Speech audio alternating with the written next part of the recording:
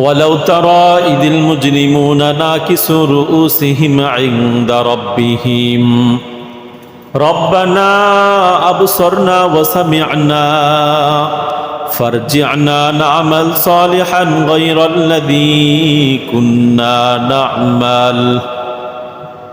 আল্লাহ পাক বলেন, হে নবী, আপনি যদি ওই নাফরমান বেনামাজির অবস্থা হাসরের মাঠে দেখতে পাইতেন, সে যখন আমার সামনে দাঁড়াবে লজ্জিত আর অনুতপ্ত হয়ে মাথাটাকে নিচু করে দাঁড়াবে, কারণ তার খবর তার কাছে আছে সে দুনিয়াতে থাকাকালীন ইবাদত বন্দেগী করে নাই, আমি মালিকের দরবারে সে আজকে আসামির কাঠগড়ায় দাঁড়িয়েছে।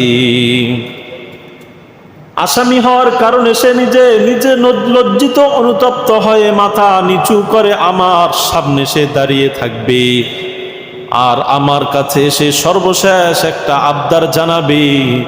সে বলবে, রব্বানা আবসরনা ওয়া সামি'না ফারজি'না না'মাল সালিহা।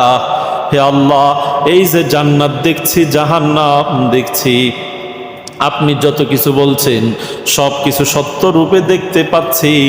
হে আল্লাহ, আপনি যা বলছেন সব আমি মনোযোগ দিয়ে শুনেছি, কবুল করেছি। ও মালিক, সবই তো সত্য দেখতে পাইলাম, কিন্তু দুনিয়াতে থাকাকালীন কিছুকেই সত্য মনে করি নাই, যার কারণে অবহেলার গাফলতিবশত নামাজ ছেড়েছি, ইবাদত বন্দেগী ছেড়েছি।